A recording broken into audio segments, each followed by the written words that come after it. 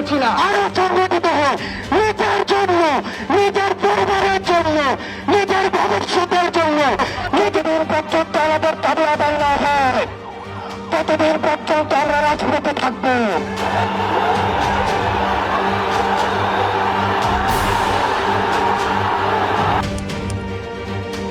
মুক্তিযুদ্ধের সন্তান নাতিপুতিরা কেউ মেধাবী না, যত রাজাকারের বাচ্চারা নাতিপুতি হলো মেধাবী, তাই না?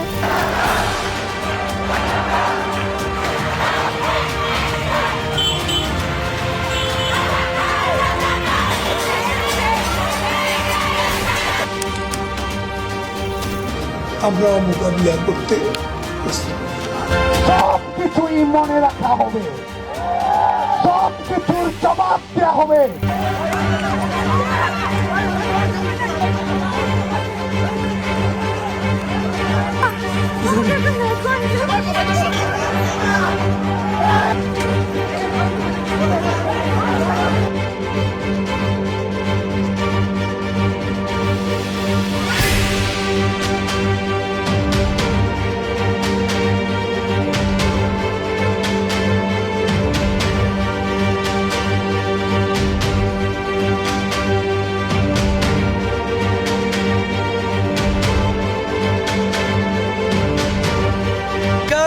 আজকের যে হামলা, সে হামলা এবং প্রধানমন্ত্রী বক্তব্যের প্রত্যাহার এবং আমাদের যে এক দফা দাবি কোটা সংস্কার, তার দাবিতে আগামীকাল বিকাল ৩টায় সারা দেশের সকল ক্যাম্পাসে বিক্ষোভ মিছিল এবং সমাবেশ অনুষ্ঠিত হবে।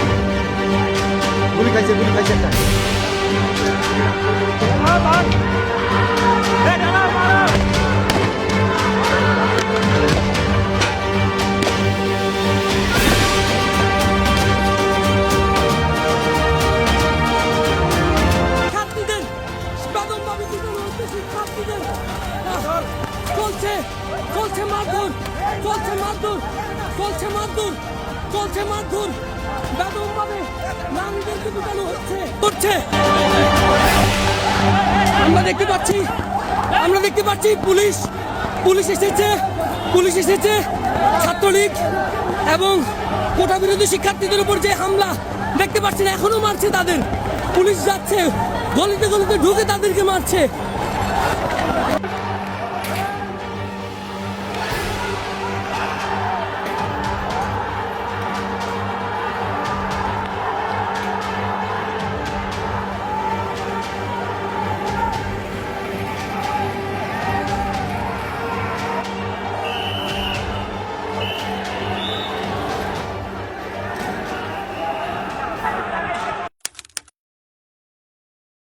আপনজন হারাবার বেদনা যে কত কষ্টে, তা আমার থেকে আর কে বেশি জানে।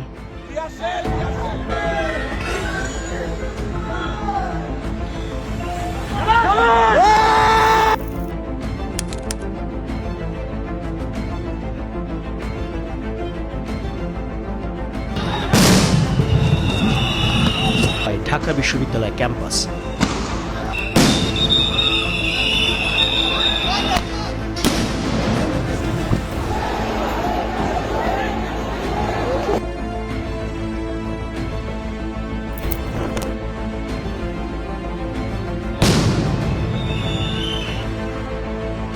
প্রথমে রাজু ভাস্কর্য সেখানে পুলিশ দিয়ে বাধা দেওয়া হয়। যখন আমরা বাধা পেরিয়ে আসছিলাম তখন আমাদের উদ্দেশ্যে গ্রেনেড ছোড়া হয়। এই সাহস পুলিশ কোথায় পেল? পুলিশকে এই ক্যাম্পাসে ঢুকার অনুমতি কে দিল?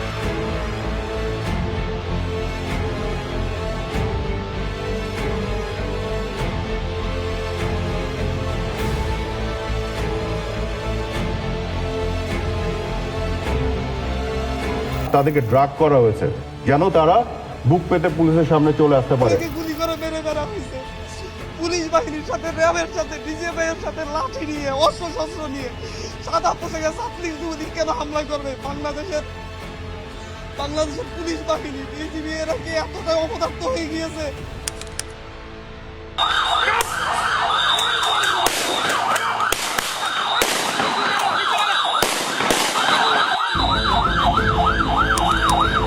সর্বত্র শেখ হাসিনা ডাকে দুর্বৃত্ত দুর্গ গড়ে তুলুন।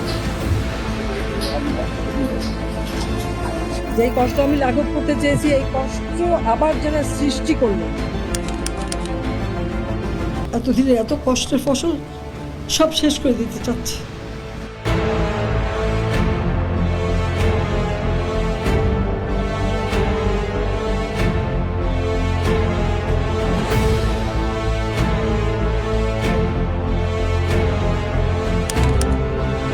বিষয় তারা তো আমাদের শিক্ষার্থী, তাহলে তাদের খোঁজ আমরা না নিলে কে নেবে?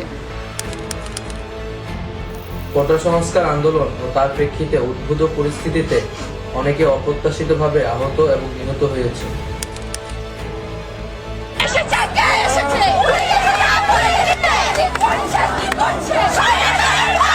চ্যানেল দেখেছেন কিভাবে আমাদের সন্তানদের উপর গুলি চলেছে।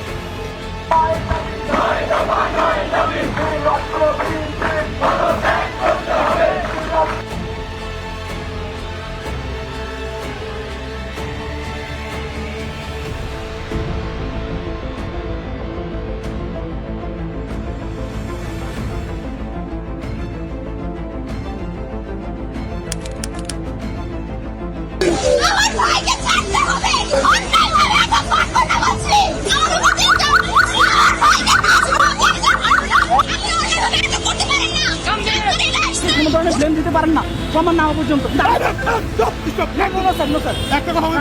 আমি আপনাকে রিকোয়েস্ট করেছি অনেক স্যার।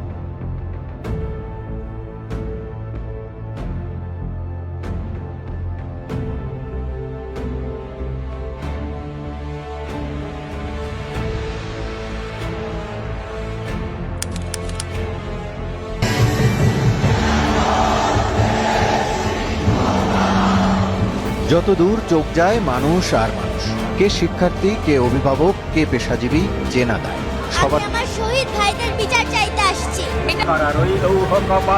ভেঙে ফেলে করে রেল মাঠে রক্ত জমাট শিকল পূজার পাঠানো।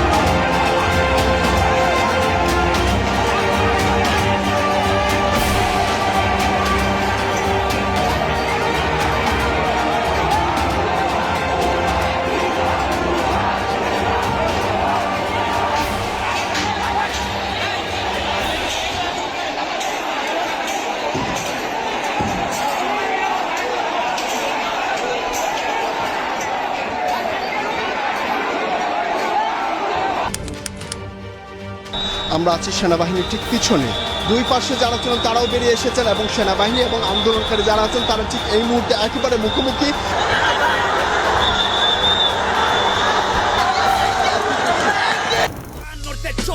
তফাৎ কইরে কথা ক দেশটা বলে স্বাধীন তাইলে খেষ্টা কইরে কথা ক ভাই বোন মরে রাস্তায় তোর চেষ্টা কইরে কথা ক কাল সামনে গলা বেঁচে ভাই কই সামনে মাথা নেই চর্চার মুলুক আগে তোর মুলুক কার দাঁড়িয়ে চলে কম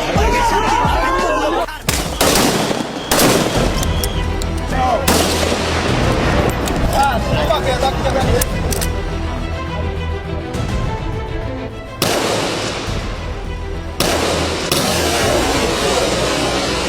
ওই যে